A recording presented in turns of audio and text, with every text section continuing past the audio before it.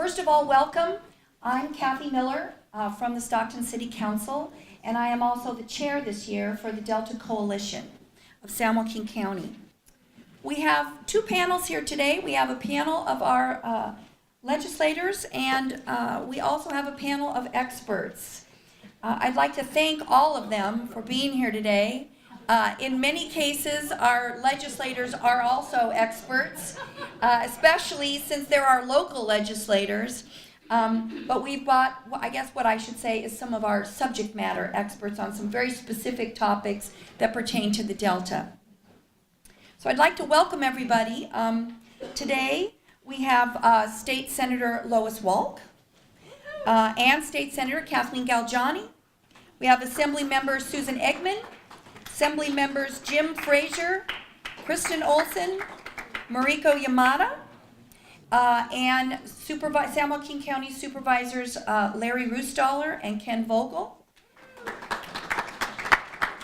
We also have Dr. Jeff Michael from University of the Pacific, the Director of Business Forecasting Center. We also have Regine Reynolds, and I'm not sure, oh, she's down at the very end, Regine Reynolds.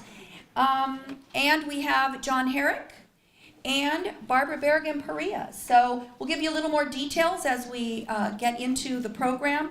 I also want to welcome and acknowledge we have some additional elected officials who are present here today. I want to thank them for coming. We have Daryl Fong from the City Council, City of Sacramento. I want to just give everybody a quick wave. Thank you. We have San Joaquin County Supervisor Bob Elliott. We have Sacramento County Supervisor Don Natoli. We have Council Member Chuck Wynn from the City of Ripon. Council Member Danny Fox from the City of Escalon. We also have Contra Costa Supervisor Mary Pifo. There's Mary. And we also have Gary Prost from Congressman McNerney, Jerry McNerney's office here today. If we have any more electeds that show up, we'll introduce them further into the program. But, oh, I'm sorry, right in front of me, my fellow council member, Moses Sapien, right here. Couldn't have been any closer. Sometimes when you get too close, you can't see, I guess. I want to thank everyone for being here today. For all of the electeds, it's especially important because these are really complicated issues that we're dealing with, and oftentimes the information changes or it evolves, and it's really important that we, as much as possible, we stay current on what is the best, most complete and most accurate science and economics, all of the things that impact these very, very complicated Delta issues. So I want to thank everyone here for their concern, and also, but especially my fellow elected officials. We wrestle with this on a daily basis, and we have busy schedules, all of us, and this is really important to keep up on this. So thank you very much. Our format today is, first, we're going to hear from some subject matter experts who are going to provide the real Delta story, what we like to call that. They're going to give us their insights, current information that might be helpful to all of us. Then we're going to hear from our legislators, and we're going to hear a little bit about where they're at on these issues.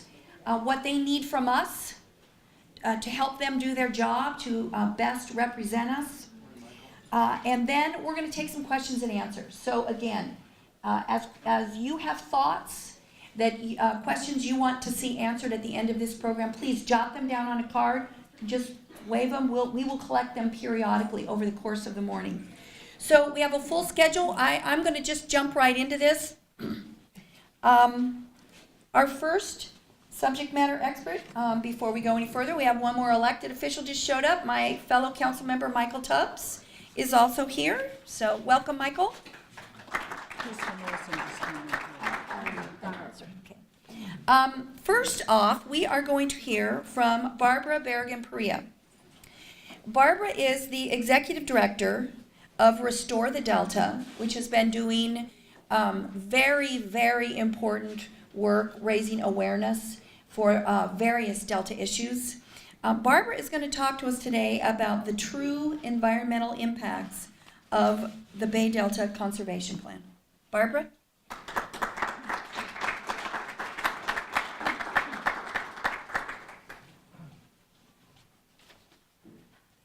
Good morning. I think you could probably all hear me okay? All right, great.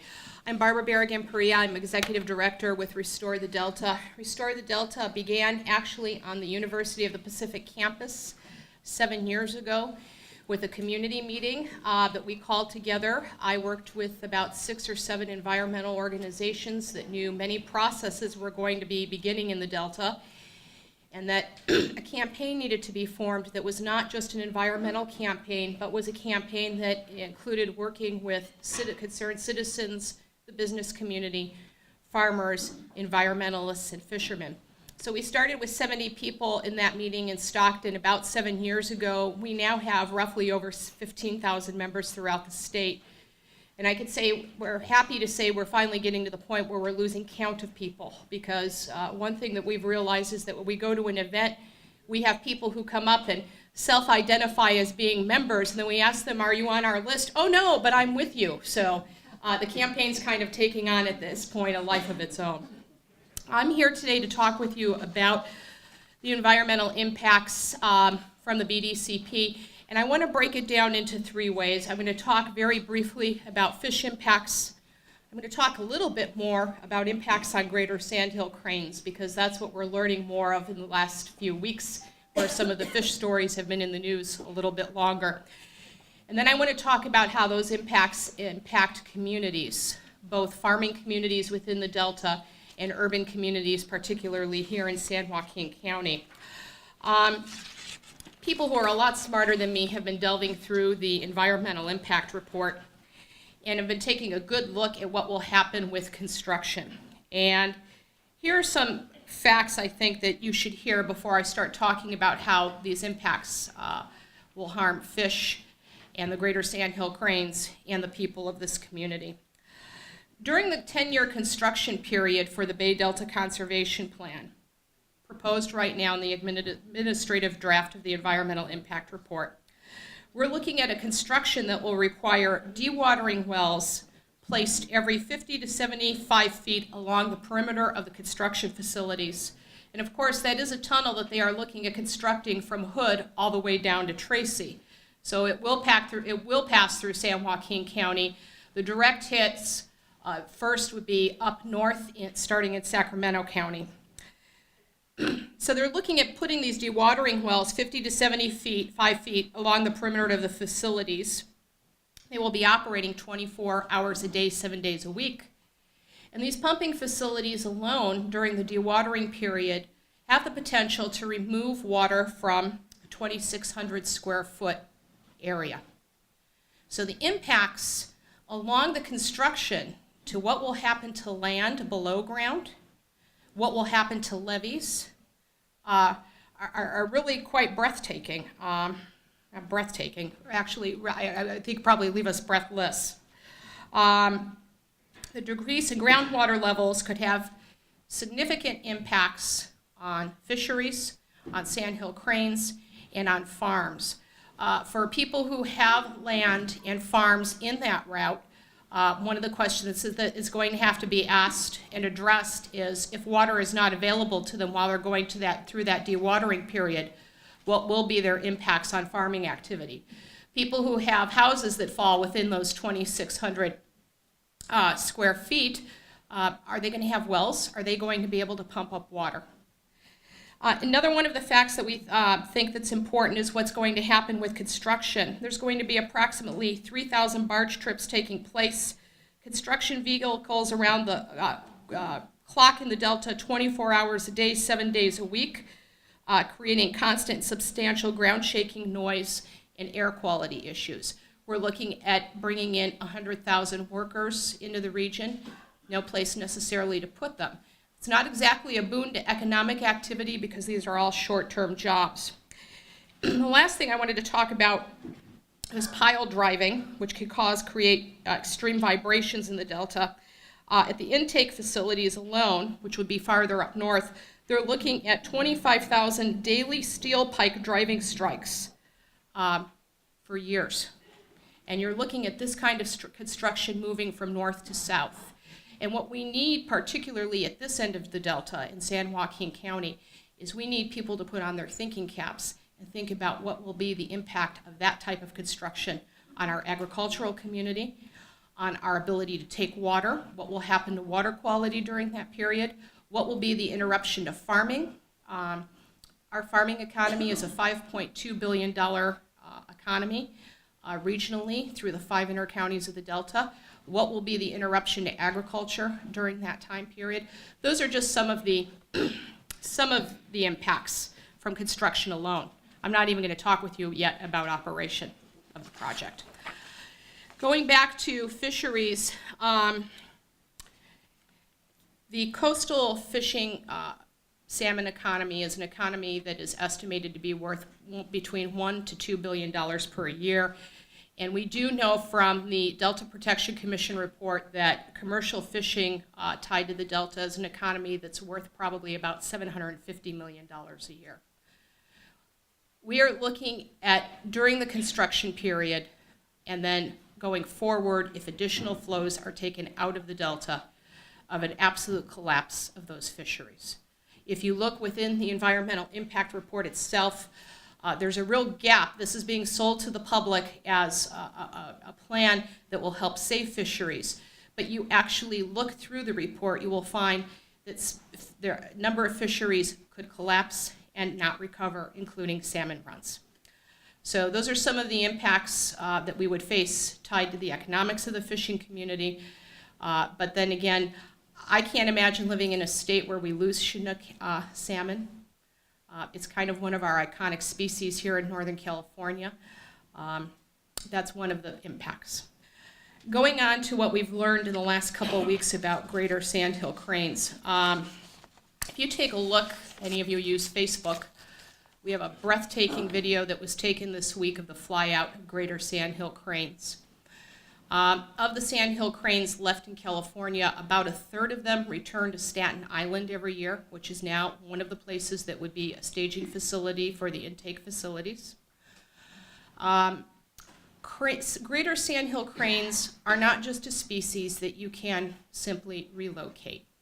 They imprint on a given area. This is a species that is millions of years old. They were here when the dinosaurs roamed the earth, so I was told this weekend.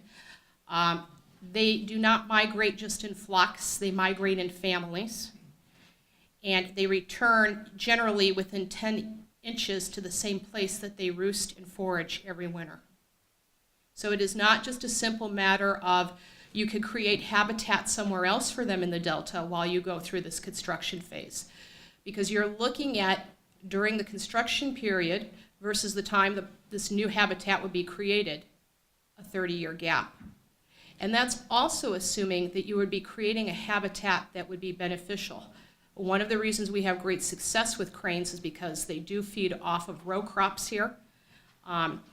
In the habitat plan that is being proposed, it is supposedly for aquatic species. I say supposedly because without greater freshwater flows through the Delta, those habitats, their chance of really creating restoration for fisheries is really quite questionable. And the head of Department of Fish and Wildlife Service even admits that they don't really understand the relationship between habitat and freshwater flows. But going back to the cranes, right now we're being sold a benefit. There will be 530 acres of new habitat for cranes. It's just not there, and with a 30-year gap, our chances of losing them completely from this area and having a significant impact on losing the species to California, I think it's quite dire. Going back to the impacts from the BDCP on urban communities, we have a new water intake facility in Stockton. If this project came to pass, would be greatly impaired, and the reason for that would be EBDCP implementation and construction will create adverse changes in delta hydrodynamics, increasing the concentrations of bromide, chloride, salinity, methylmercury, dissolved organic carbon, selenium, and pesticides. That makes it harder to take out water. It makes it harder for our discharge facilities to be able to discharge water and meet Clean Water Act standards. And what happens when you have to adjust your facilities for such changes in the water? It becomes more money out of taxpayer and ratepayers' pockets to create new facilities. We just went through new facility creation. And it's really questionable if you're dealing with such poor water quality, can you even create facilities really that will enable you to meet standards at that point then for discharge and for water intake. That has a direct impact on planning for the business community in San Joaquin County and in other areas of the Delta that are dependent on water quality and using water as they are in Contra Costa County. So those are some of the urban impacts. Going back to that agricultural impact, about 40% of the Delta, we have this $5.2 billion economy, but out of the total lands farmed, about 40% of the Delta exists within San Joaquin County.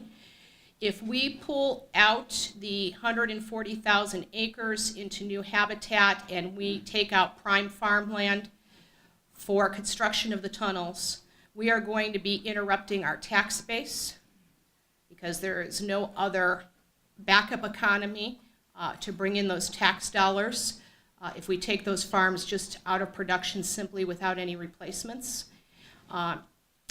You're going to have degraded water quality, as with the list that I just read for you, which will make farming closer and closer to impossible in the south end of the Delta.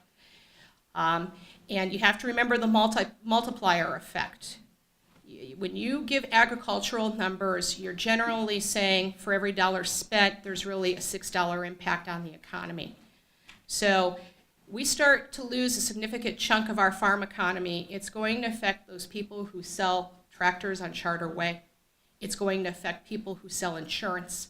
It's going to affect people who sell the fuels, the seed, the other things that are needed to run a farm. And that starts to have a direct impact on the economy, which I believe is not another hit that we can take in this region. You think bankruptcy was hard? Between a degraded environment and a degraded economy, I don't see how we would recover. But I don't want to leave us on a bad note. I'm probably up with my 10 minutes. There are ways for people to become engaged. We are holding an event to train people on how to respond to the environmental impact report. That's on November 13th. If you visit our website, restorethedelta.org, we are looking to get as many citizens as engaged as possible in letter writing and being able to respond to the document. It's a 20,000-page document. The average citizen is not going to read the whole thing and be able to work their way through it. But there are specific elements and points that we do believe citizens can participate in with letter writing. We will have organizational opportunities, and we will be in touch with you. I think that's it.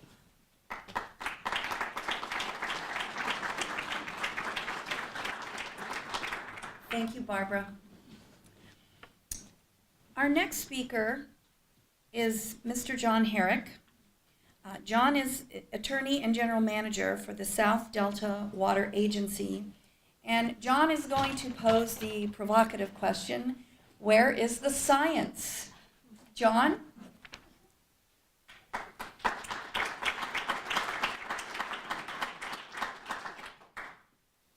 Thank you. Okay, ladies and gentlemen, my name is John Herrick. I didn't know I was going to be on the expert panel today. I thought I was going to be on the petty malcontent panel. So please bear with me. This might not turn out too well. I'm really loved within a 10-mile radius of the Roberts Union Farm Center. And then as farther away from that as you get, the more I'm detested. But be that as it may, I was asked to make a presentation here on some of the stuff dealing with science. There are so many things to discuss, it's hard to know where to begin. So I thought I'd boil it down to just a couple of things. First, we're the good guys. Secondly, they're the bad guys. Thank you very much. Don't forget to tip your waitress. Anyway, this is a very, very complicated system, a lot of things going on. This is just a figure made with a map on it showing the state of California's deliveries under the various projects. This is the State Water Project. You can see that the project, state and fed, you can see that 1.3 million, 1.2 million, and 2.8 million. All right, used to be able to see. That's being delivered to the Southern Valley. Now we understand completely that if LA needs 1.5 million, 30 or 20 million people south of Tehachapi are going to get their water. The problem is, as in supply, this huge amount of water that's going to the valley for ag. That doesn't mean ag's bad. That just means that's their demand, that's their allocation. And that's water that either comes out of the delta or should have flowed down into the delta, but does not anymore. Now, currently we operate under something called D-1641. That's just a decision by the state board that implemented a water quality control plan. And that plan was actually negotiated by DWR and the Bureau and the State Water Resources Control Board. We didn't really like that, but they did that. And some environmental groups. Anyway, it came up with various restrictions on the exporter's permits. And those restrictions include X2, which is outflow. Now that's the amount of water that has to be allowed to flow into the delta and out the delta. The plan for BDCP is to move X2 upstream, which means less outflow. Now these are all the requirements that have been violated since D-1641, or are currently being violated. We have fishery flows in the San Joaquin River. There was an agreement to provide fish flows to the San Joaquin called VAMP. That was violated during the VAMP years, and then after the VAMP years ended, the Bureau is responsible for those flows, and son of a gun, they violated the last 2 years when it was their obligation. So what do we want to do about that? Well, everybody else wants more water to come down the river, and the exporters want less water to come down the river. Western Delta Agricultural Standard. That was violated earlier this year. No sanction, no problem. I don't know if they propose to change that or not, but I assume they do. Southern Delta Salinity Standard. Just as a general rule, it's violated every year. That's the protection for Southern Delta agricultural interests. The salinity standard is violated virtually every year all summer. And the response of the State Water Resources Control Board to that is, well, we better relax the standard so we don't violate it anymore. So they're in the process of relaxing the standard. Trying to. JPOD, that's Joint Point of Diversion. That just means the exporters use each other's facilities. For the first, this is wrong, the first 4 or 5 years of the permit terms, they violated that restriction. And so we finally made an issue of it, and the state board's response was, okay, we'll remove that restriction. That restriction said if you're violating your permit conditions, you can't pump extra water. Well, they took it away. So they can pump extra water even though they violate their restriction. Water level response plan. That's a requirement for them to develop it with the South Delta Water Agency so that they don't export when they lower water levels in the South Delta to the point where it hurts people. You're supposed to be getting fired at that. Well, sometimes we don't do that. Cold water requirements in the Sacramento River. That's not D-1641. But they've decided 2 different times in the last 4 years, well, the fish really don't need that much cold water, so instead we'll shorten it. This year they shortened it by 2/3. So that's the system we operate under right now. Now, currently the projects export between 3 and 5 million acre feet a year, a lot of water. Goes to beneficial use, people use it, very necessary for the economy of the state of California. But with an isolated facility, some of that would not be exported after it goes to the delta, but before it goes to the delta. So the question posed is, can a freshwater estuary be improved by having less fresh water flow through it?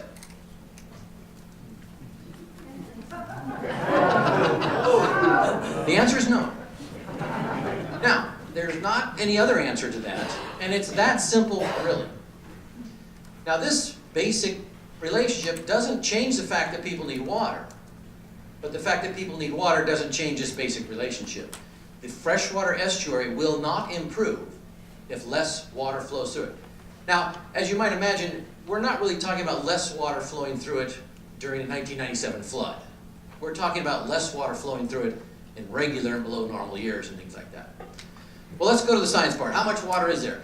this horrible chart, which I blame Nomalini for. This is some of the original estimates when they were developing the projects. How much water is there? You have to know how much there is before you can know how much to export, right? This bottom chart is the Sacramento, Central Valley, Sacramento-San Joaquin River system. At the time they did this in 47 or 8, the worst drought on record was the Dust Bowl drought, that 28 through 34. You may not be able to read these, but the average annual production of the system, the water in the system, the precipitation that year, 17.6 million acre feet in each one of those years. That's the average. You know, one year here it's 25, 30, but one year it's 9. So that's the average, 17.6. In basin needs, local requirements, 25.6 each year. This is the crux of the problem of the state of California.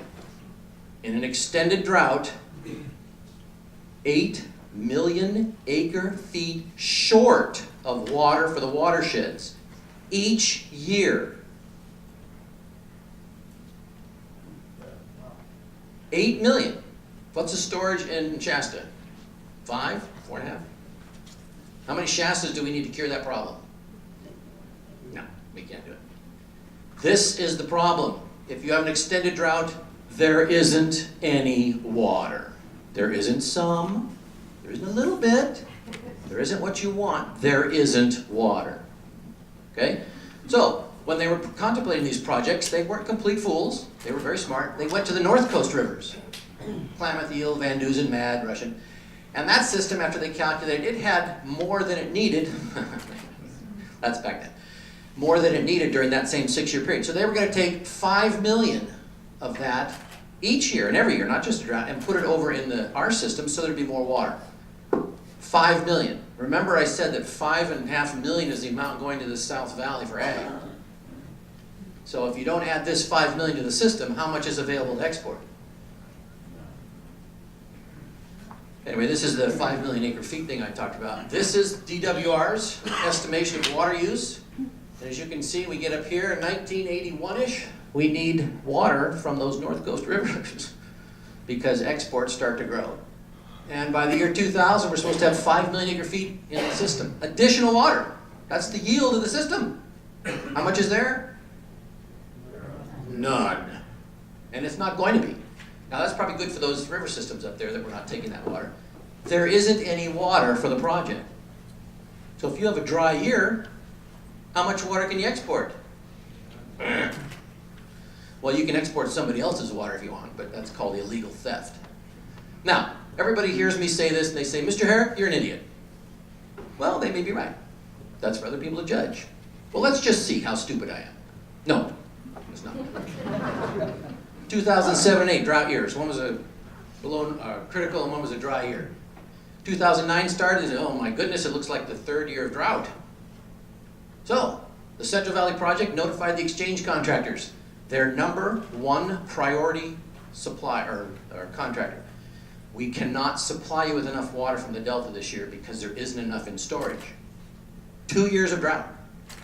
Secondly, the DWR and the Bureau petitioned the state board, the regulator, and said, you know, would you please relieve us from our permit condition for Delta outflow, a fishery standard? Of course, the state board did.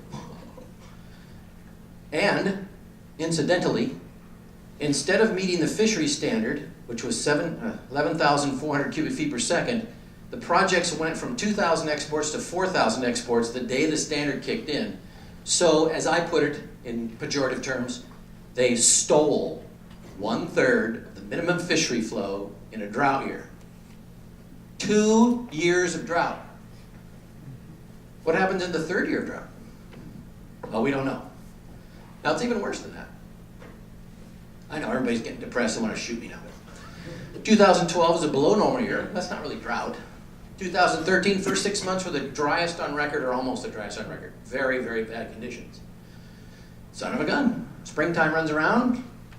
The Bureau and DWR violate the Western Delta Ag Standard and send a letter to the state board to relieve them from their water quality obligations for that standard and then for cold water standard. Now, mind you, they sent a letter. These are terms that are in an adopted water quality control plan. They're permit terms that they have, But by way of letter, the state board, the regulator said, okay, we won't do that this year. Now there's a long story here, Dante's got it in his presentation, where this is all a lie, but nonetheless they said there's not enough water in order to meet cold water requirements or in-delta ag requirements. So after 6 months of drought, not 2 years, the projects couldn't meet the minimum in-delta standards. Okay, now that everybody hates me, BDCP, the meat of the matter. BDCP seeks habitat conservation plans. Those plans under federal and state endangered species law require the permittee to help improve the species, more fish, not just not kill them all. So what does BDCP seek to do? Well, it wants to, one, protect fish by decreasing entrainment. It wants to operate the system to better protect fish. It wants to provide habitat for fish populations to grow. And it wants to avoid the interruption of the catastrophic earthquake. Entrainment. I stole this slide from John Rosenfeld of the Bay Institute. This is BDCP's analysis of the entrainment changes under their program for smelt. BDCP does not change the entrainment of smelt. Just as many are killed under BDCP. This is BDCP's analysis. Their project does not make it better. When they started, they said, if we move the pumps somewhere else, we'll save fish. They don't save fish. That's their chart. Well, let's operate to improve the fisheries. How do you do that? Again, I stole the slide. What do we need? According to the State Board, U.S. Fish and Wildlife Service, California Department of Fish and Game, Estuary Project, National Research Council, you need more water flowing through and out of the system. More water, right? That's the consensus. There are people that believe that's not true, but that's the consensus. Again, this is a BDCP chart. This is very difficult to read and a mess, but BDCP does not propose to have more water flowing in and out of the dump. They're not going to operate under the minimum criteria, or planning on, that all the fishery agencies and regulators say is necessary. So they're not going to operate to protect fish. Well, let's go for more habitat. This is a horrible slide, I apologize. This is NMFS, which is the National Marine Fisheries Service, comments last spring to the draft BDCP program analysis. Little or no evidence to support the prediction that more habitat means more fish. The total success of habitat restoration efforts remains highly uncertain. The fishery agencies to this day don't acknowledge that the habitat they want 140,000 acres, they don't acknowledge that that'll improve the fish. That's not me, that's the fishery agencies. So, the mitigation for years of impacts, more habitat for more fish, doesn't equal more fish. Well, how about earthquakes at the end of the world? Of course, everywhere I go, you hear somebody who doesn't know anything stand up and say, you know, those horrible fragile levees that weren't engineered are going to fall down someday. Well, the study that looked at it was called the DREAM study. That's not relevant. Anyway, the Army Corps of Engineers commented on this many years ago. These are their comments. Again, horrible slide. Let me just point out a few things. Invalid. Questionable. Surely these numbers cannot be credible results. Appears way outside the bounds of credibility. Incorrect and incompatible with decades of recent data. Far too many breaks to be credible. This seems really extreme, they capitalized really. Needs to be explained. Extraordinary, not as extreme as the above though. This is the U.S. Army Corps of Engineers who does levee work. This is their analysis of the predictions that we're going to all the levees are going to fall down in a flood. Now, for purposes of the next slide, notice that it's 3.4 mean, I'm just going to say average, mean earthquake floods per year, and 7.35 regular floods in the Delta. So that's 10, so let's see. 10.76 times this and carry the 4 and 2, 3. So this year, at the end of this year, we should have had 75 floods in the Delta since 2006. 75 floods in the Delta. Now I'm just pausing there to let you all have that sink in. This is what we're fighting. People that make statements that are absurd on their face. I can take more water out of the delta and it'll get better. I can isolate the flow of the delta and then we won't have catastrophic floods. I can give you habitat for more fish. I can, pick a topic. It's all false. These people have spent $250 million for plans that don't do anything like they expected. Now, in addition to this point about earthquake fault, the draft document says you can't operate your twin tunnels and intakes all the time. You can operate them in about half the years. That has to do with the San Joaquin River flow. Half the years. And then it depends on time of year how much you can do it. So let's have a big earthquake and flood the delta, okay? And then the next year's dry. Can you operate those tunnels and intakes? Are you authorized to violate the endangered species requirements on your project because now there's a flood? What does that do to the fishery populations? I think this highlights more of the absurdity of the proposition, which is, well, this will protect us from earthquakes. No, it won't, because the fishery agency just told you can't use it all the time. All right, I'm going too fast here. Now, the main question is, what the heck is this thing going to cost? I don't want to steal Jeff's thunder. I don't think he's going to talk about this, but the project itself is probably going to be 30 billion or something just for the tunnel. But let's give their number of 14-something billion. And according to Dr. Michael Study, that's about $1.2 billion in capital cost and operations each year. Now, I use the example of Kern County. My father lives there. I think they might explode someday with frustration, but Kern County Water Agency gets about a quarter of the state project. So if the two projects share the cost of BDCP, Kern County Water Agency will get about 1/8 of the BDC benefits. 1/8 of that $1.2 billion is $150 million a year. Kern County's current budget is $141 million a year. Kern County Water Agency. Nothing else matters. It doesn't matter what per acre cost that is. If you go to somebody and say, I'm going to double your cost, give you less water, and the fish will still die, who's going to raise their hand and say, sign me up? Well, apparently there are 3 farmers in Westland. So anyway, this is BDCP.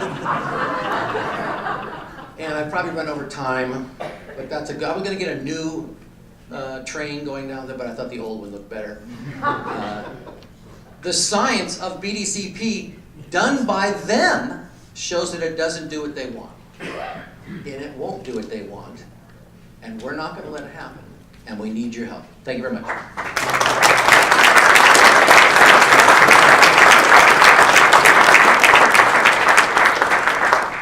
Thank you, John.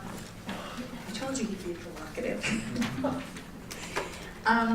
Dr. Jeff Michael is the director of the Business Forecasting Center here at University of the Pacific.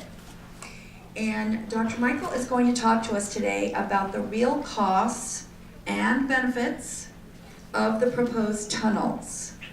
And while Dr. Michael's working his way up here, I want to acknowledge we have another elected official join us, Darlene Barber Martinez from the Riverbank City Council. Welcome, Darlene. Thank you for being here.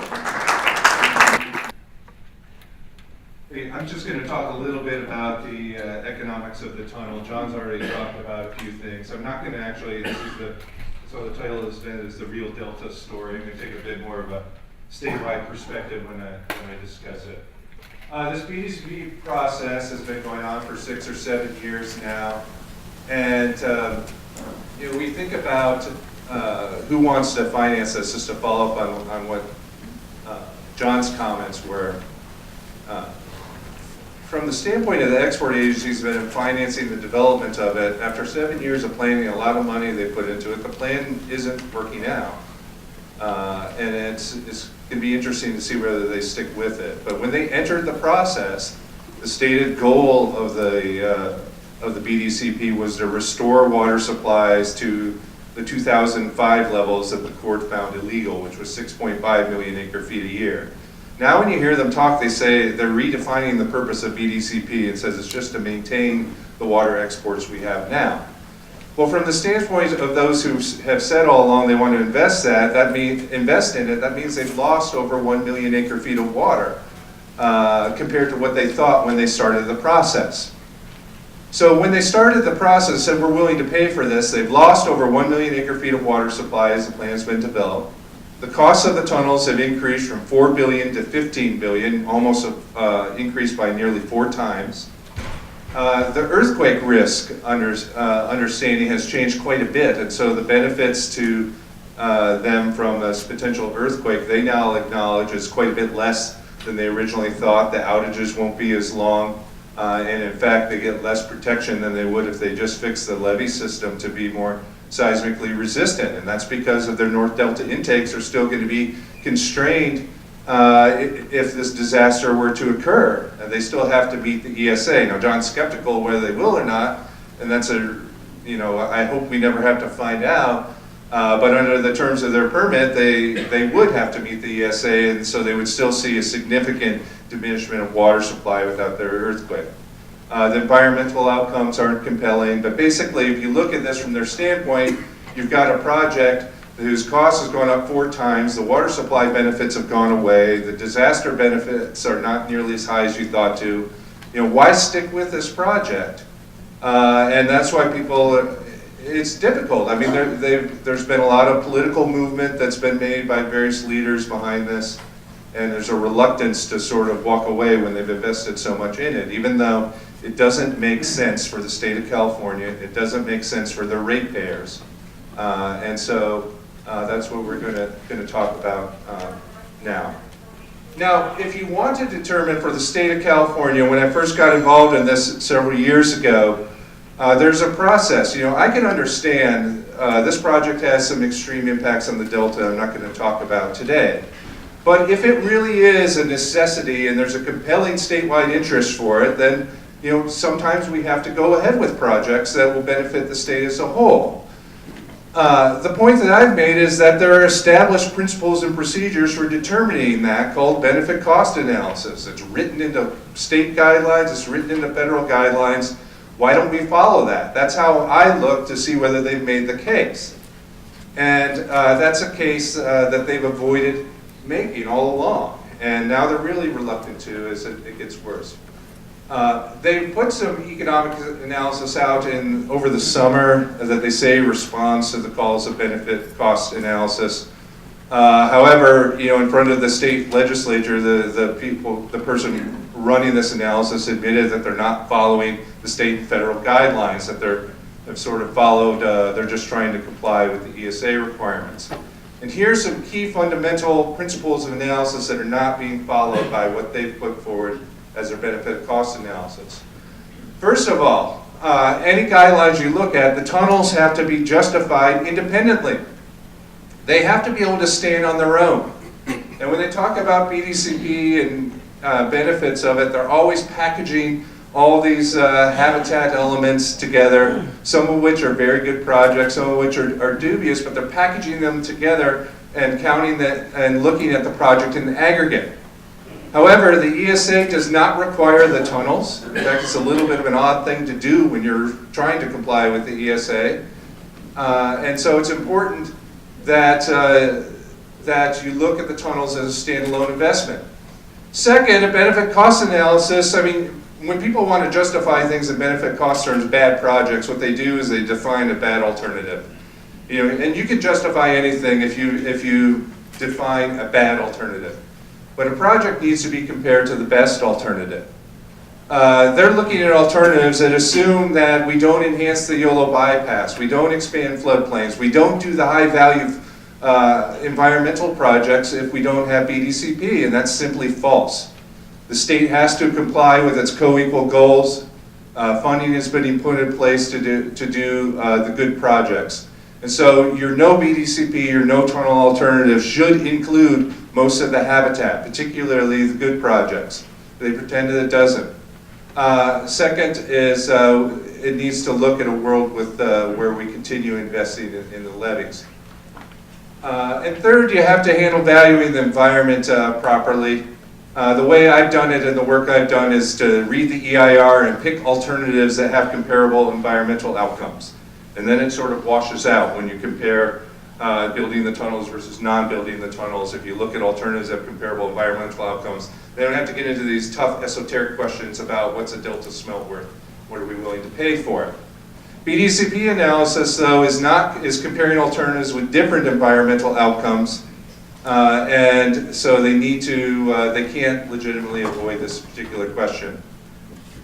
So, I issued a white paper 2012, last summer. This was sort of what I did with my summer vacation. As BDCP wasn't putting forward benefit cost analysis, it was opposing calls for it in the legislature and other places. So I sat down with the BDC documents on cost and the research that their consulting economists had done and put together my own benefit cost analysis. Now, I believe that some of the benefits I have here are quite exaggerated, but what I was trying to do in this analysis was to predict what their benefit cost analysis and their economists would come up with were they actually to do it. And so the benefits and costs come from their work. And if you look down in that right-hand column, for instance, and then this summer in May, BDCP put together some results and some more in August. But really, in the interest of time, here's the difference. The numbers are taken directly from the reports. Go down to the bottom line, which is called net benefits. And I had stated that there were $6 to $7 billion in negative on net benefits using their numbers in 2012. 2013 BDCP comes out and says, well, we're a $5 billion positive. Well, who are we to believe? We have, warring economists. And actually we don't, because we're using very similar numbers. And if you look at the difference, that's a difference of $11 billion in what economists call net benefits, and all the difference in the estimates comes from the top line, export water supply. That's it. That's all you need to know to understand the difference. And we basically assume hugely different outcomes when it comes to how much water they're going to supply. And it's really simple to understand the difference in these assessments. What did I do? Well, I based it on the environmental impact report, no action alternative. How did the BDCP's environmental impact report define a world without tunnels? Now, I still think it's somewhat pessimistic, but they said that that would be a world of water exports of about 4.7 million acre-feet a year. So some diminishment from where they're at now, additional loss, but that's the baseline.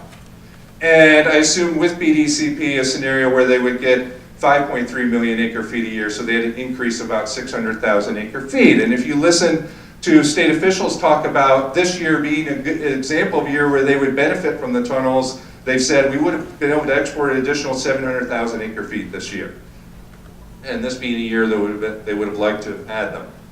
So that's my water supply. The BDCP, I was figuring, how in the heck did they make this pencil out? Well, they did it by not adopting, they can't say they're going to export more water, because it's what they haven't been saying. What they did was they changed that alternative and basically put a disaster scenario in place and says that, well, in the next 12 years, a disaster from their standpoint, if you like fish, this is a great outcome. But they said by 2025, exports would be reduced down below 4 million acre-feet without the delta. And they came up with that. They said, well, soon we put all the restrictions on the pumps in the South Delta from BDCP, but we don't put in place the North Delta ones. Well, that's something that a lot of people in the environmental and fishing community would like to see. That would bring exports way down under 4 million acre-feet. What's interesting, though, is that they created a new baseline alternative that's better for fish than the BDCP. If you put all the restrictions on the South Delta pumps to benefit fish, and then you don't put in the North Delta ones right on the migratory corridor for salmon that kill fish, fish would be better off. And this is a problem with this analysis, is they sort of flip-flop back and forth between what happens without the tunnels. When we're talking about the environment, we assume we are going to keep exporting nearly 5 million acre-feet a year. When we're talking about water supply, we use a different scenario and say it's going to be cut dramatically. And so that's something that they're going to have to fix going forward, because that's just not going to stand any level of scrutiny. Both of our estimates actually have significant pro-tunnel biases. So I'll point out that my negative 6 billion has all sorts of pro-tunnel biases. I use the metropolitan forecast. It says population is growing faster in Southern California than the state thinks it is. Assume no cost overruns. Assume everything happens on time. Ignore a lot of alternative water supply developments that are in plans and that we know are going to take place. And we assume that there's absolutely no technological improvement over the next 60 years in the way that we provide alternative water supplies. Everything's fixed technology. All these things are super pessimistic, and they're inconsistent with the way we look at other environmental policy in California. So the last point I'm going to talk about is what is the cost of this water on a per acre foot basis. And I borrowed these estimates from Dr. Rodney Smith, who's a veteran economist who consults for water export agencies and has advised them not to invest in BDCP. And this is his, he doesn't know what the yield of this project is going to be. He's heard these differing baseline scenarios. He doesn't know how much this is going to increase water supplies, those water agencies. The BDCP doesn't even know. But he's calculated the cost per acre foot of water provided by the BDCP under various yield scenarios. Now, for this to make sense for agriculture, you've got to get the cost of acre foot of water about $200 an acre foot or below. And you'll see even under this most extreme water supply scenario that the BDCP is unlikely to achieve, the water is still too expensive for agriculture. And it's awfully expensive even for the urban agencies. And it could get exorbitantly expensive for the urban agencies if they have to do some cost shift from agricultural to urban users. And another thing I would point out to this, we know that fish need flows, and when you have this sort of the financial viability of your project depending upon water exports like this, you know, I've heard engineers say, well, if we have more intakes, you know, I understand that there's ways that that could be better for fish, if you could get them for free. But those new intakes have to be paid for by the sale of water. And when that flexibility is being paid for by water exports, you get a severe conflict between, you know, introducing the new intakes can actually make things worse for fish. My last points here, just some other things that the agencies are saying what they're looking for. They're now focusing on the idea of regulatory assurances. We want to take water deliveries out of the courts and have a long-term agreement and understand what's going on. And I appreciate that and how that would benefit from them. But understand the way the system works. If we're looking at this from a statewide perspective, the agencies want those assurances. Okay, well that's an agreement. And the way the system works, as John showed, if you provide assurances for the water exporters, you reduce their risk, but that's just paper. That's nothing that actually reduces the risk of the system. So when you reduce the risk to them, you're transferring risk to other stakeholders in the state. What if the project doesn't work out the way they want? What if we can't meet what they've been assured? Well, someone else is going to have to bear that cost. It might be the Delta. It may be a Delta water quality standard that's violated. It may be upstream users that are going to have water taken away from them into the Delta. It may be taxpayers. One plan I've heard would have taxpayers buying water from upstream people. So taxpayers are paying and upstream areas will be giving up water supplies. Or it could be the environment that gets shorted water supplies. But this is not, regulatory assurance, rest assured, is not a statewide benefit. It's just a benefit for them and a reason why they say they'd be willing to invest in a project that has such a low rate of return. I already mentioned financing the tunnels will increase conflict.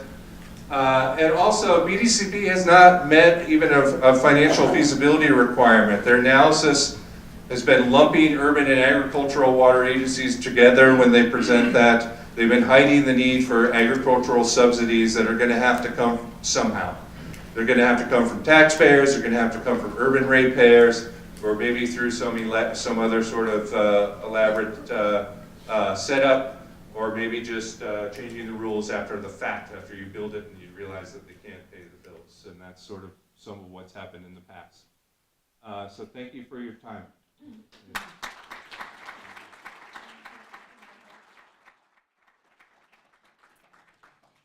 Next, we are going to hear from San Joaquin County Supervisor Ken Vogel.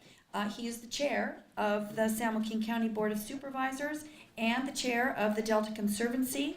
And Supervisor Vogel is going to talk to us about there is a better solution. Supervisor?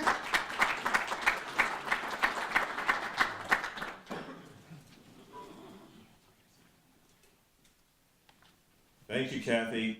Yes, I'm going to speak about better solutions, but just want to make a point.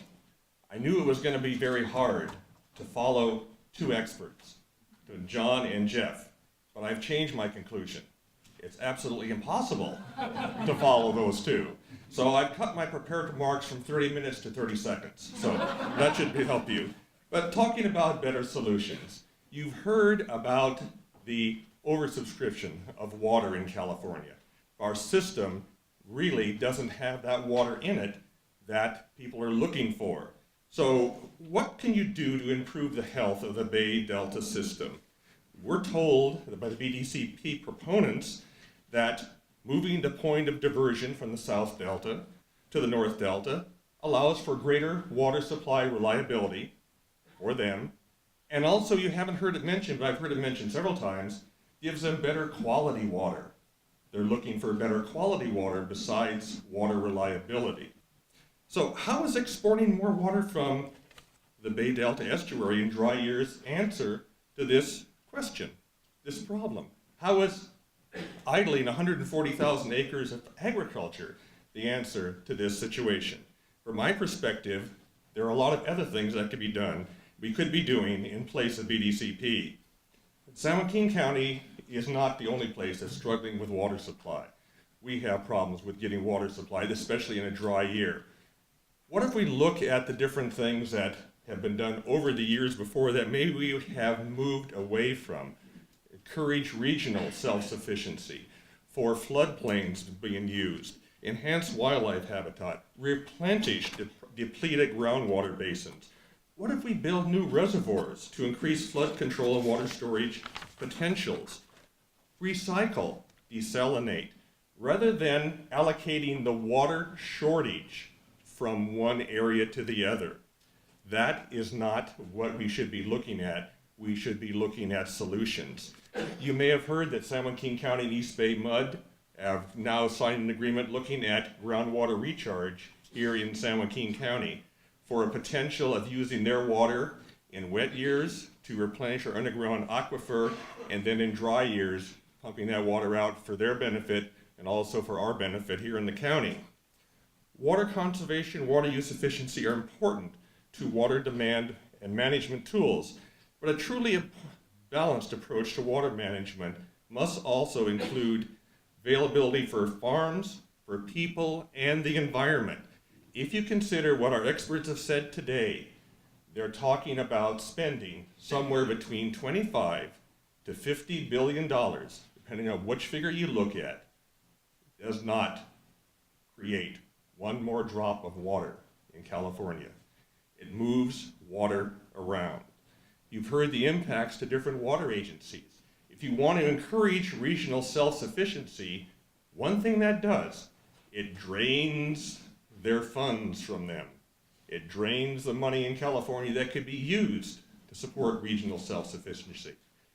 It makes it impossible to invest in that. So we need to have a sensible approach to this, not something that in 20 years, people look around, okay, we've taken this out of the Delta, we're still short of water, what do we do next? As my colleague, Supervisor Rushtaller says, you better be interested in water in California. If you're not, you're just betting the alligator's gonna eat you last, because that water need's gonna come looking for you. We've heard different things about our levees. We've heard they're gonna disappear. I like that train wreck, John, that's good. I want that copy of that. But also about the earthquake dangers and all these. Okay, if we're in danger of all this, let's strengthen our levees now. Let's put money into the levees. If we're gonna fall apart, let's work on them. Let's put the money in there.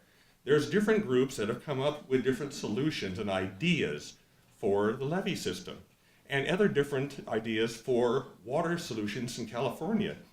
The California Partnership for the San Joaquin Valley, that's all 8 valley counties. San Joaquin's one of them. The 5 Delta counties, San Joaquin's one of those too, so 13 actually becomes 12. work together to come up with solutions, for ideas, for projects that could be done now, not only in the Delta, but throughout the valley for water, better water supply, better water conditions, and so forth. However, that hasn't been jumped on by the state with any money. There's another group. That's the Coalition to Support Near-Term Delta Projects. That's a group of farmers, environmentalists, and water producers who've been meeting since 2012 to come up with a list of Delta projects that could be do now, near-term projects. How did these groups come together to work together, diverse groups? Because they set aside the question of a conveyance. So you won't fight over that. Then we looked at all the different things and found out there's 90-95% agreement on things that can be done once you set aside the idea of a conveyance.